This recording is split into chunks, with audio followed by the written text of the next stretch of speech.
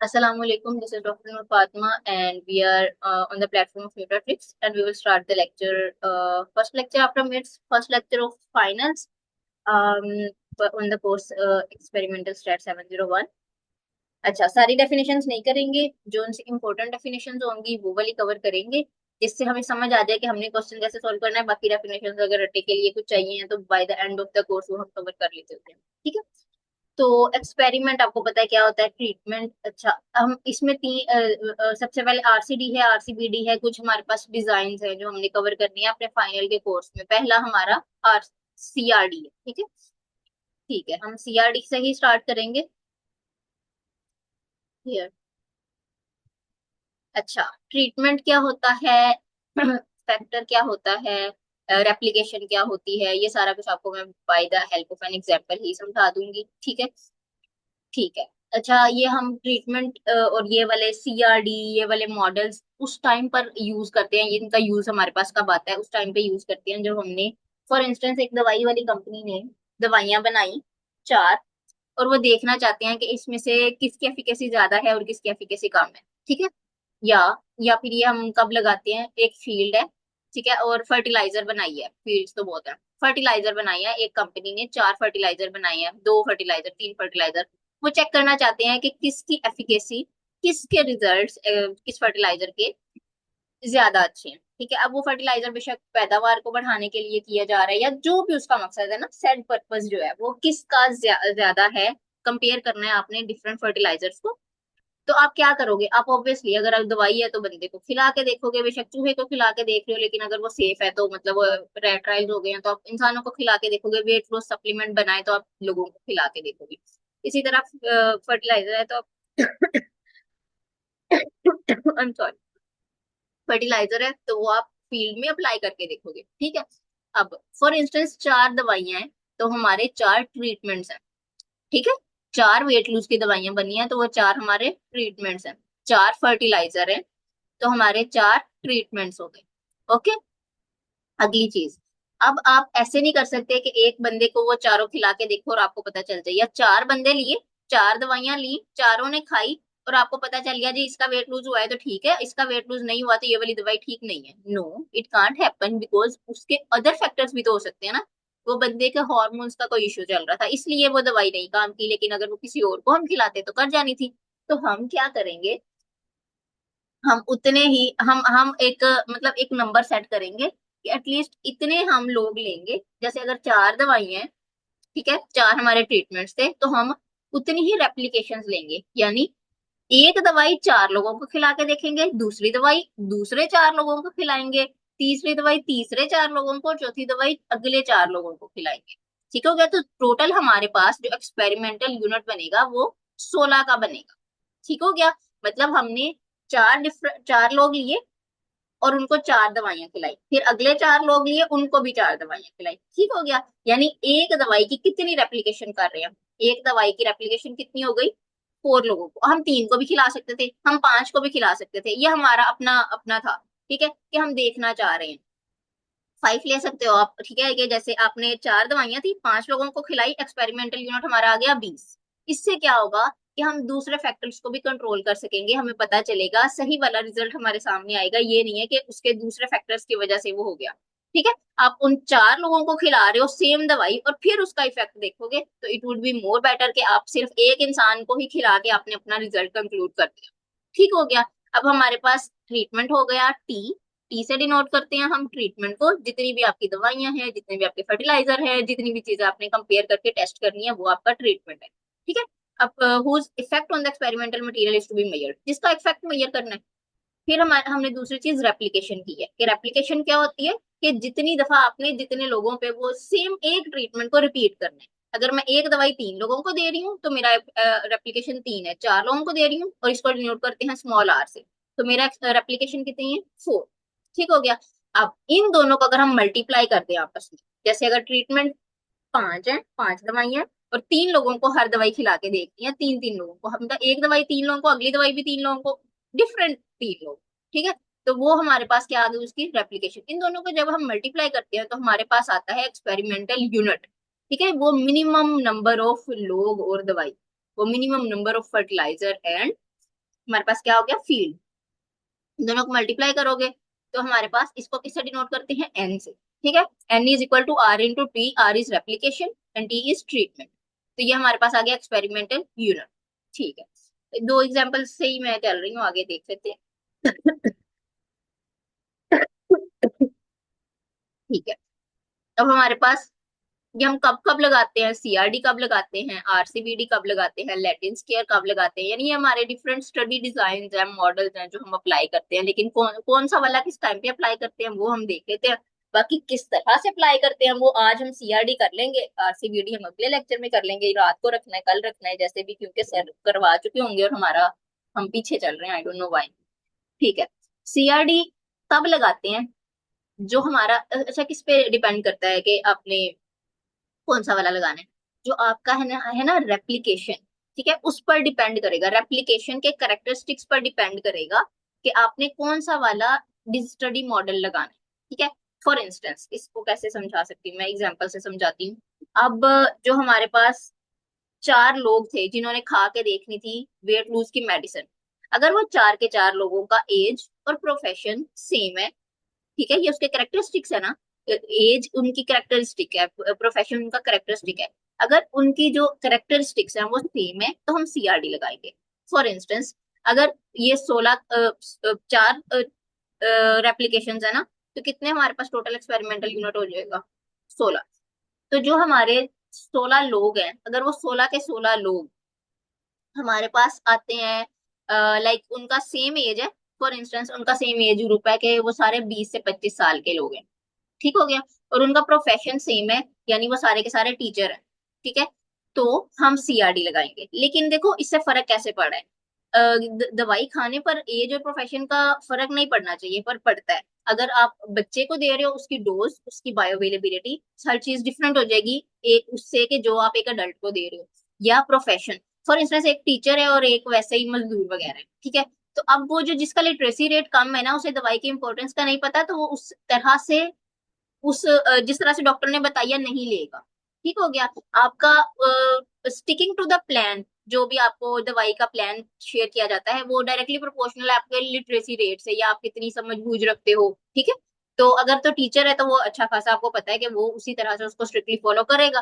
ठीक हो गया, तो अगर उसकी एज डिफरेंट और प्रोफेशन सेम है, मतलब हैं तो सारे 20 से 25 साल के, लेकिन डिफरेंट प्रोफेशन में है, तो हम आरसीबीडी लगाएंगे। ठीक है, लेकिन अगर एज सेम है, फॉर इंस्टेंस 20 से 25, लेकिन मतलब कोई कोई चीज एक, ये नहीं कि दोनों चीजें डिफरेंट है, अगर कोई एक चीज इन दोनों में से डिफरेंट होगी, यानी वन वे हेट्रोजीनियस होगा, तो हम आरसीबीडी लगाएंगे। ये क्या था, होमोजीनियस। फिर लैटिन स्केयर, जब दोनों चीजें ही डिफरेंट है, एज ग्रुप भी डिफरेंट है, प्रोफेशन भी डिफरेंट है, तब हम लैटिन स्केयर लगाते हैं। आज हम सिर्फ एक चीज पढ़ेंगे, सीआरडी। इसमें थोड़ी सी एक चीज और नीचे लिखी हुई है, एग्जाम्पल दी हुई है। सॉरी, आवाज आ रही है ना मेरी, हाँ।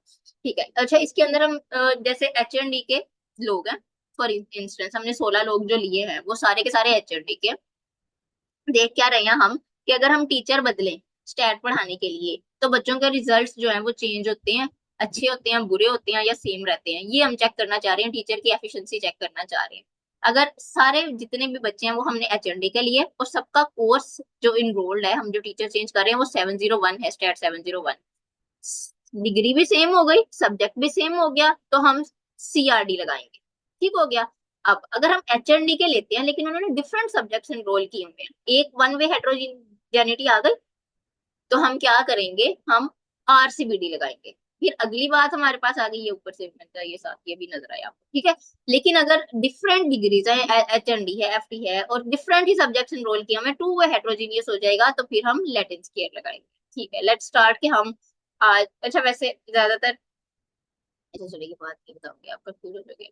ठीक है, अब हम कर रहे हैं सीआरडी, आज हमने स्टार्ट करना है। ठीक है, अच्छा अभी तक आपको ये पता चल गया है कि, अच्छा एक और चीज, फैक्टर, फैक्टर वो होता है जिससे, वही चीज यानी फैक्टर वो चीज होती है जिससे, लोग, particular class of related treatments is often called factor, मतलब फैक्टर वो चीज है जिससे आपकी जो इफेक्ट्स है ना रिजल्ट के, वो चेंज हो जाए। ठीक है, जो आपका रिजल्ट्स है वो जिस चीज पर मुनहसिर कर रहा हो, वो चीज हमारा फैक्टर। ठीक हो गया। अच्छा, अभी तक अगर आपको ट्रीटमेंट, रेप्लिकेशन, इसके अंदर कोई कंफ्यूजन है, यानी एक्सपेरिमेंटल यूनिट, ये इतना पता चल गया है, तो हम आगे मूव करते हैं। मुझे बता दें एक दफा, तो फिर हम सीआरडी स्टार्ट करते हैं। बाकी चीजें आपकी साथ साथ उसके अंदर कवर हो जाएंगी, जो चीज ना समझ आ रही है, लेकिन आपको बेसिक आइडिया हो जाना चाहिए कि ये चीजें होती क्या है। सॉल्व में आपको बताती हूँ कि कैसे करना है। ठीक है, we are good to go.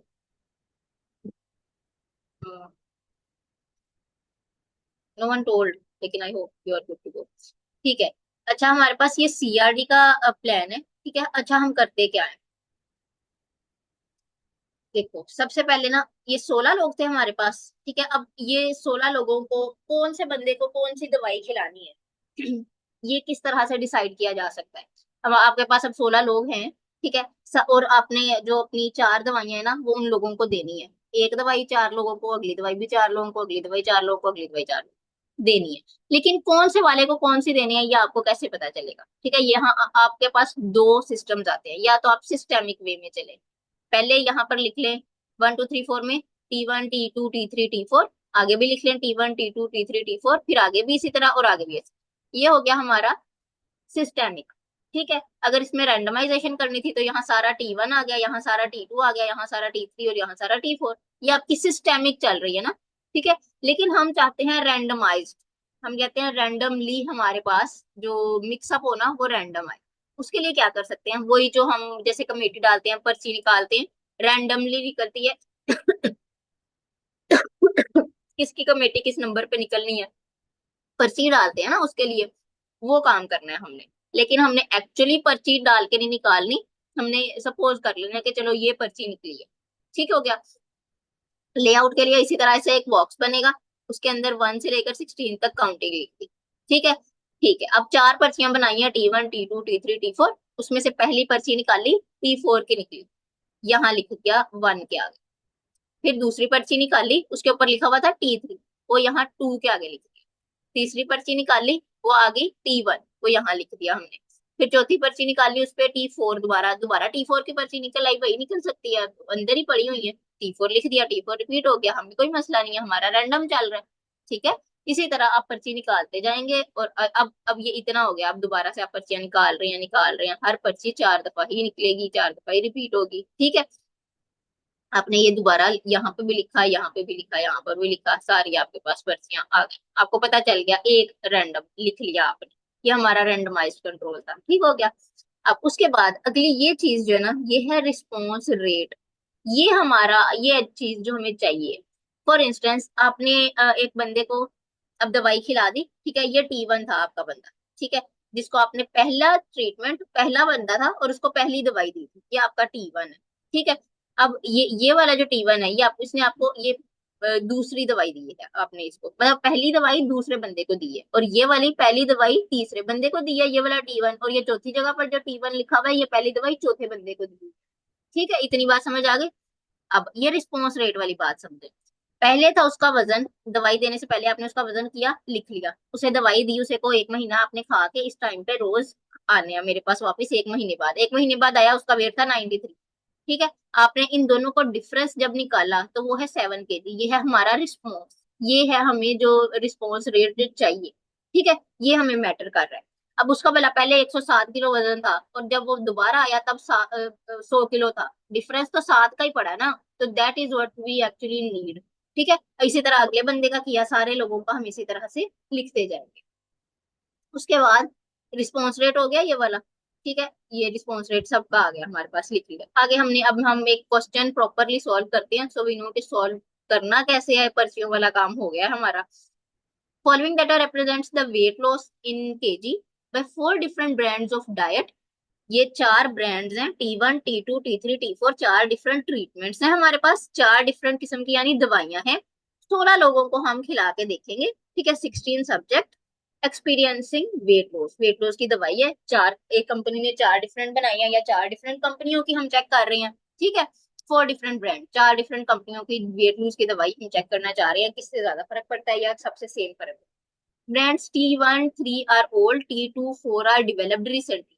ठीक है, अब वो उसमें एक उन्होंने वैसे बता दिया है कि ये पुराने T1 और T3 पहले का बना हुआ था और दो नई बनाई है हमने, जो कि दो नई कंपनियां वो उठाई है, हम इसका चेक करना चाह रहे हैं। ठीक है, सबसे पहले तो क्या बनेगा, एक टेबल बनेगा, उस पे 1 से 16 तक की गिनती लिखी जाएगी। उसके बाद ये अंदर क्या लिखा हुआ है, ये रिस्पॉन्स रेट लिखा हुआ है। ठीक है, यानी कितने कितना उसमें वजन में कमी आई है पहले और बाद, वो लिखी हुई है ये चीज। ठीक हो गया। ठीक है, test the hypothesis that the mean weight, ये ऑलरेडी हमें दिया हुआ है। ठीक है, ये इतना काम ये वाला डब्बा तक हमें दिया हुआ है जिसके अंदर रिस्पॉन्स रेट लिखा हुआ है। पूछ रही हैं, test the hypothesis that the mean weight reduction is the same for all four brands. तो कह रहे हैं कि जो वेट रिडक्शन है ना, चार के चार ब्रांड्स की सेम है, ये हाइपोथेसिस आपने चेक करनी है। लेकिन हमें पता है दो पुरानी है दो नई है, तो डिफरेंस तो होगा उसकी मीन वेट रिडक्शन में, कोई ज्यादा इफेक्टिव होगा कोई कम इफेक्टिव होगा, लेकिन हो सकता है कि सारे इक्वली अनइफेक्टिव हों या सारे इक्वली इफेक्टिव हों। So we can't say anything, इसके लिए हमें टेस्ट करना पड़ेगा। वो टेस्ट हम कैसे करेंगे, हाइपोथेसिस लगाते होते हैं हम कि सारे सेम है, दूसरा हाइपोथेसिस लगाते हैं कि एटलीस्ट कोई एक डिफरेंट है, तो हमारा काम हो जाता है। ये हम पहले करते रहे हैं पीछे रिग्रेशन मॉडल के अंदर, तो वी कैन डू दैट। फिर वो दूसरा क्वेश्चन है उनका, calculate the coefficient of variation interpreted, कि कितना परसेंट रिलायबल है। ठीक है, क्या जो आपने मॉडल फिट किया है वो रिलायबल है भी कि नहीं, जो आपने अभी ऊपर हाइपोथेसिस टेस्ट किया वो रिलायबल है या नहीं। चलिए हम बारी बारी इसको सॉल्व करके देखते हैं। पहले वाला देखते हैं, सॉल्यूशन स्टेप 1। ठीक है, उन्होंने मैंने आपको यही बताया था ना, वो कह रहे हैं कि सारों का mean weight reduction, mean weight reduction को किससे शो कर रहे हैं हम, म्यू से, म्यू 1 2 3 4, तो सारे इक्वल है, mean weight reduction is the same, ये हमारी हाइपोथेसिस H0 बन जाएगी, और एटलीस्ट वन की डिफरेंट है फ्रॉम द अदर्स, ये हमारा H1 बन जाएगा। ठीक है, ये हमारी क्या आ गई, पहली हाइपोथेसिस। स्टेप 1 कंप्लीट है। स्टेप 2 हमारा क्या है, लेवल ऑफ सिग्निफिकेंस, वही अल्फा, अगर गिवन ना हो तो हमने अल्फा ही लेना होता है 0.05। फिर क्योंकि ओवरऑल हम चेक कर रहे हैं तो वो अनोवा से होती है, एफ टेस्ट से, वो लिख दिया। फिर स्टेप 4 हमारा आ गया कैलकुलेशन। ये देखो, so you can C both the tables at the same time. अच्छा, करना क्या आपने, ये हमारा रैंडमली लिखा हुआ है, T1 4 3 2, T2 T T4 2 1 3, randomly लिखा हुआ है। ठीक है, ये लिख के दिया गया है हमें ऑलरेडी, और उसके आगे उसके रिस्पॉन्स रेट लिखे हुए हैं। ये एक टेबल जो दिया हुआ है ना, उससे आपने एक और टेबल बनाना है, लेकिन हम उसमें चाह रहे हैं कि हमारे T1 सारे एक साइड पे आ जाएं, फिर T2 आ जाएं, फिर T3 आ जाएं, और फिर T4 आ जाएं। ये किस तरतीब से लिखने हैं वो मैं आपको बताने लगी हूँ, गौर से देखिए। सबसे पहले यहाँ से शुरू होना है आपने। ठीक है, ये यहाँ से। ठीक है, अब यहाँ पर सबसे पहला T1 क्या है, 4, वो उठाया और यहाँ लिख दिया। ठीक है, उसके बाद हमारा T1 कहाँ पे आ रहा है, इस तरह देखना इधर, इसको कहते हैं कॉलम। पहला कॉलम देखा, उसमें कितने T1 थे, कोई भी जो T1 था वो लिख दिया। फिर अगला कॉलम आ जाओ, अगले कॉलम पर। ठीक है, T1, T1 पकड़ा हुआ है ना ऊपर, हेडिंग T1 की दी है, तो T1 की जो भी अगली वैल्यू आएगी वो लिखनी है। T1 की अगली वैल्यू क्या है, 3, अगले कॉलम में। अगर यहाँ पर भी होती, यहाँ पर भी होती, एक कॉलम में 2 दफा होती तो हम दोनों लिख देते, ऊपर फिर नीचे जो पहले आती। दूसरी क्या है, 3, वो लिख दी T1 की वैल्यू। अब अभी हम T1 पे ही है, T1 की अगली वैल्यू क्या है, 3। ठीक है, वो लिख दी हमने। फिर उसके बाद T1 की अगली वैल्यू, लास्ट वैल्यू क्या है, 4, 2, 2 लिख दी। ठीक हो गया। अब T2 पकड़ लो, यहाँ से शुरू किया। T2 की पहली वैल्यू है 9, अगली वैल्यू है T2 की 8, उससे अगली वैल्यू है 6, उससे अगली वैल्यू है T2 की 7। ये लिख दिए हमने सारे। अब T3 की हेडिंग दी, T3 भी इसी तरह देखे, इसमें इसमें इसमें और इसमें, इस तरतीब से चल गए। सारे T3 तक इकट्ठे कर लिए, T4 इकट्ठे कर लिए। Got it. उसके बाद हम इनको ऐड करेंगे नीचे। ये नीचे इसका क्या है, T1 का सम, ये T1 का, T2 का सम, ये T3 का सम, ये T4 का सम, और ये हमारा, अगर इन सब को ऐड कर ले तो हमारा ग्रैंड टोटल आ जाएगा। या तो एक एक को पकड़ के सबको ऐड कर लो, या ये जो भी सम किए थे उनको सम कर लो, तो हमारा ग्रैंड टोटल आ जाएगा। Okay cool. अब इस टेबल को देखते हैं, ये वही टेबल है जो अभी मैंने ऊपर बनवाया है, सेम।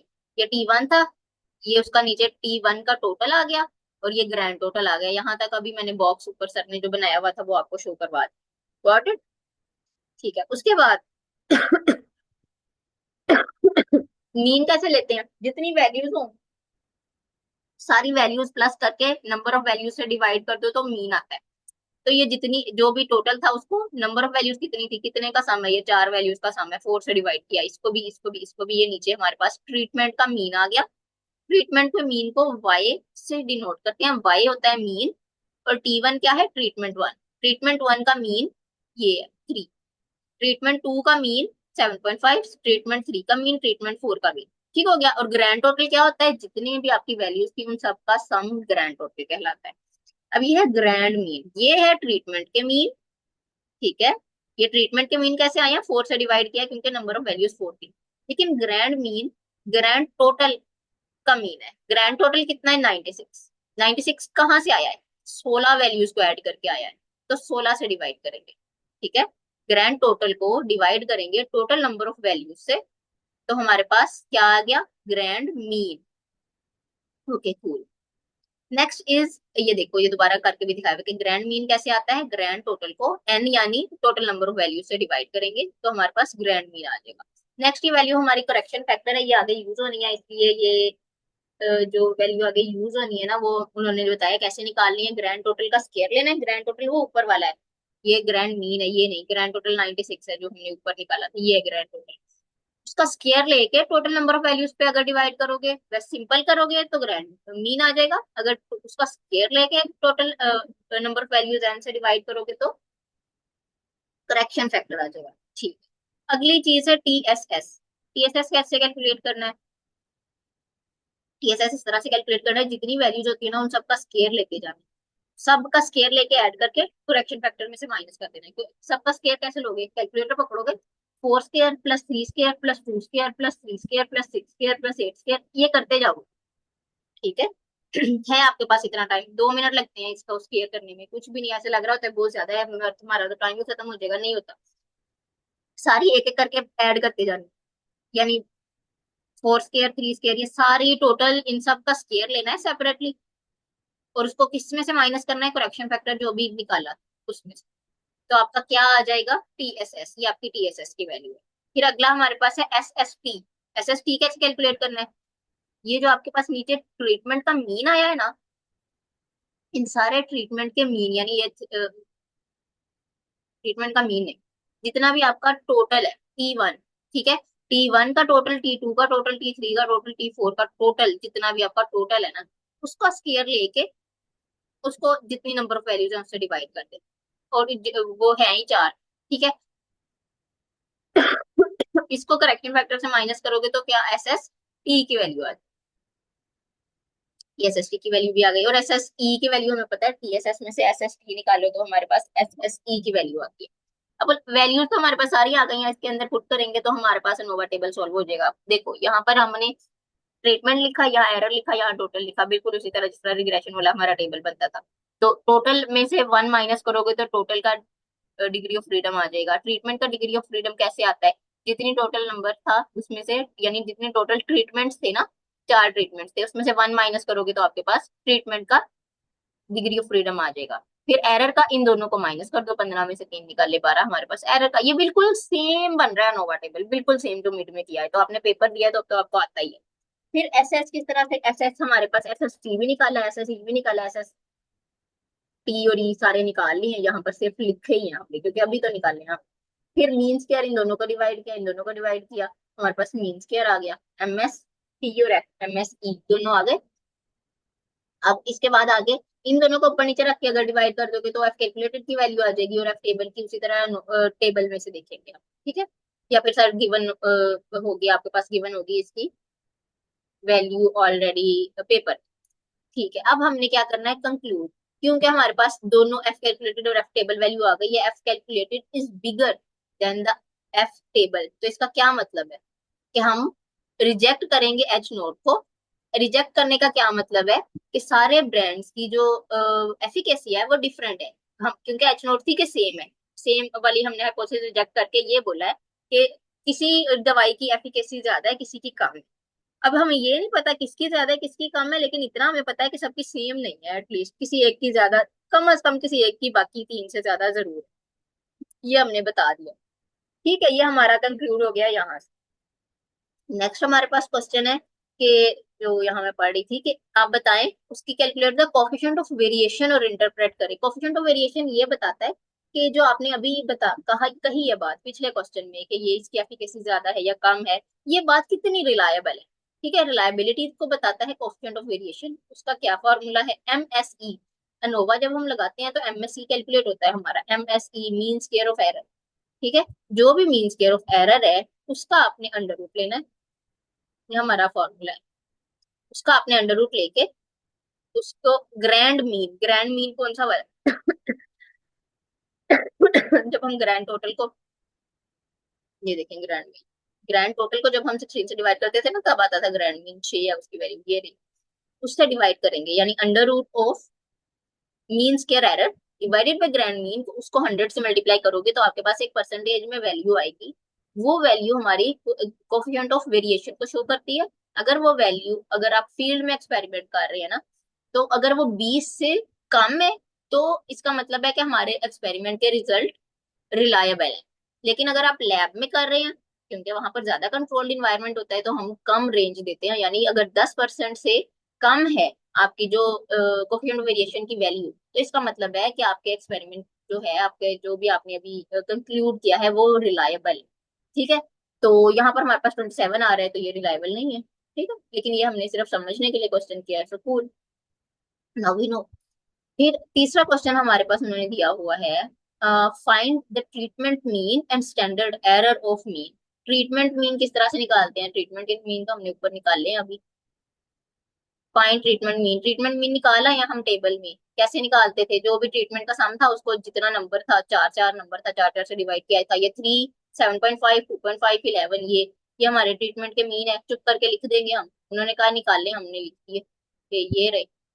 ठीक है, YT1, YT2, YT3, YT4।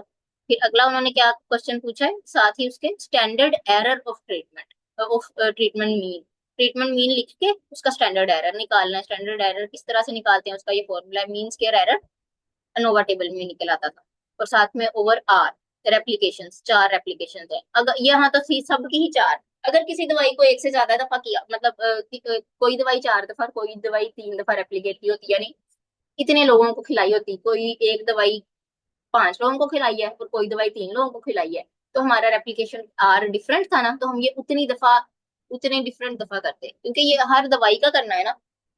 जैसे ये हम किसका निकाल रहे हैं, T1 का अगर हम निकाल रहे हैं फॉर इंस्टेंस, तो T1 का किस तरह से निकलना है, ये SE निकालने लगे ना पहले हम, स्टैंडर्ड एरर किस तरह से, एमएसई 2.67667 ही है सबका। फिर नीचे 4 लिखा क्योंकि 4 थी, तो आंसर आ गया। ठीक है, और यहाँ हमने ट्रीटमेंट का जो मीन था प्लस माइनस स्टैंडर्ड एरर करके इस तरह से वहां वैल्यू लिखी। अब फॉर इंस्टेंस मैं आपको बता रही हूँ, फॉर इंस्टेंस हमने जो T2 थी ना, जो दूसरी दवाई थी हमारी ब्रांड की वो 5 लोगों को खिलाई थी, तो हम क्या करते, यहाँ पर हम लिखते हैं 2.667 डिवाइडेड बाई 5, ठीक हो गया। और जो भी वैल्यू आती उसको यहाँ 7.5 प्लस माइनस वो वाली वैल्यू लिखती। लेकिन अभी हमने सब के आगे 0.41 लिखा है, क्योंकि सबको 4 दफा ही रेप्लीकेट किया है हमने, चार चार लोगों को ही खिलाई है, किसी को 5 दफा खिलाई हो तो दोबारा से ये वाला एक स्टेप करो, उसका जो भी वैल्यू है वो लिख दो। Got it. अच्छा, अब इसके अगला क्वेश्चन हमारा है, apply post hoc test for pairwise comparison. पता नहीं हमारे पास कितना कितना टाइम रहता है मीटिंग का, 4 मिनट है, हो जाएगा।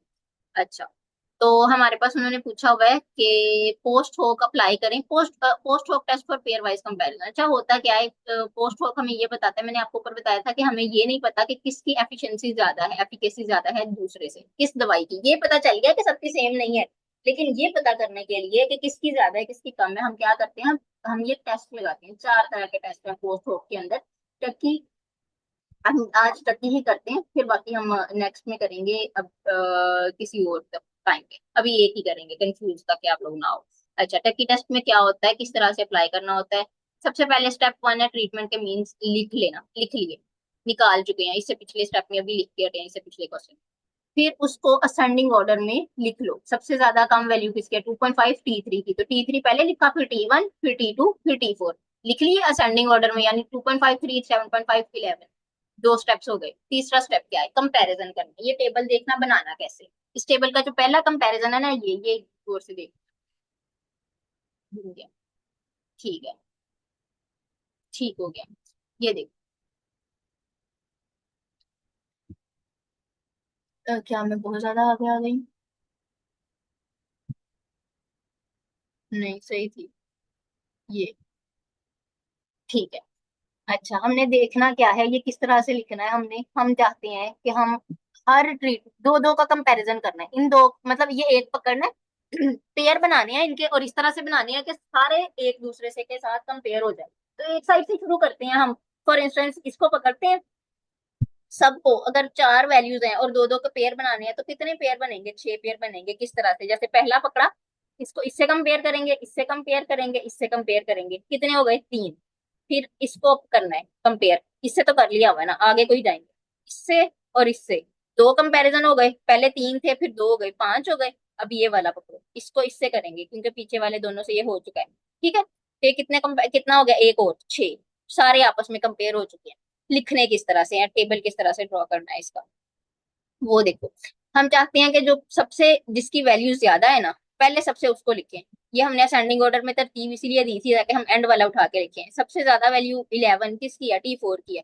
T4 को किस किस से कंपेयर करेंगे, तीनों से। ठीक है, इधर इधर इधर। ठीक है, पहला उठाया है ना, जो भी पहला उठाना है उसको तीनों से कर लेना है कंपेयर। T4 तीन दफा लिखा ताकि आगे तीनों वैल्यूज लिखी जा सकें, लेकिन किस ऑर्डर में, असेंडिंग ऑर्डर में लिखनी है।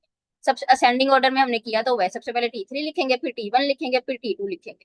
ठीक हो गया, ये हमारा एक स्टेप हो गया। फिर उसके बाद अगले अगले को कंपेयर करना है। अब दोबारा उससे कम वैल्यू, 11 से कम वैल्यू 7.5, वो किसकी है, T2 की। तो T2 दो दफा लिख के, ठीक है, ये दो लिखने हैं, लेकिन किस ऑर्डर में, असेंडिंग ऑर्डर में। पहले T3 लिखेंगे फिर T1 लिखेंगे। ओके, अब रह ही हमारे पास दो गए हैं, लेकिन हमने बड़ा पहले और छोटा बाद में लिखना है। बड़ी वैल्यू क्या है, T1, और छोटी वैल्यू क्या है, मतलब T3, वो वाली लिख दी, तीन ये और दो ढाई ये। पहला कॉलम हमारा ड्रॉ हो गया कंपैरिजन का, कि लिखना किस तरह से है। आगे है डिफरेंस बिटवीन मीन्स, वो किस तरह से लिखना है। जो भी हमारी वैल्यूज थी वो लिखी, अब ये वैल्यू सारी पॉजिटिव में आई है, यही मकसद था हमारा, कोई नेगेटिव वैल्यू ना आए। ठीक है, डिफरेंस बिटवीन मीन लिख लिया। अब HSD वैल्यू लिखनी है और उसके रिजल्ट्स लिखने हैं। HSD वैल्यू किस तरह से कैलकुलेट होती है, ये इसका एक फॉर्मूला है। जैसे हमारा पीछे एक फॉर्मूला होता था, HSD value is equal to, उसको क्यू भी कहते हैं। स्मॉल क्यू, जैसे F टेबल का, T टेबल की एक पूरा चार्ट होता है, उसके अंदर से हम वैल्यू देखते हैं, इस तरह क्यू टेबल होता है, उसमें से हम उसकी वैल्यू देखते हैं। तो ये क्या है, अल्फा हमारे पास 0.05, P एंड एरर का डिग्री ऑफ फ्रीडम। ट्रीटमेंट्स तो हमारे चार हैं, और एरर की degree of freedom ANOVA table में से देख के आए तो 12 है। ठीक है, ट्रीटमेंट्स लिखना है, कोमा एरर का डिग्री ऑफ फ्रीडम लिखना है। उसके बाद ये दोनों का यानी डिग्री ऑफ फ्रीडम ही लिखना है, इसका भी और इसका भी। ये लिख दिया, ट्रीटमेंट्स ही लिखे हैं ये इसका डिग्री ऑफ फ्रीडम नहीं लिखा। ठीक है, फिर MSE/2, MSE भी अनोवा टेबल में से देख सकते हो। 1/RI और RJ। RI है किसकी रेप्लीकेशन, जो भी पहले लिखा हुआ हो, ये इसकी डिग्री ऑफ फ्रीडम। ठीक है, इसका इसकी रेप्लीकेशन, और ये दूसरा वाला जो भी है उसकी जितनी भी रेप्लीकेशन है वो आ जाएंगी यहाँ पर, RI और RJ। तो दोनों की चार चार ही है हमारे पास, ये वाला तो मुश्किल है ही नहीं, चार चार ही लिखेंगे। और इसको सॉल्व कर लिया हमने, सॉल्व करके HSD वैल्यू आ गई हमारे पास 3.42। यहाँ 3.42 लिखकर ये वाला अब साइन देखना है कि ये बड़ा है या ये बड़ा है। ये बड़ा था तो इसकी ये इसको ग्रेटर देन का साइन दे दिया, ये बड़ा है इसको ग्रेटर देन का साइन दे दिया, ये छोटा है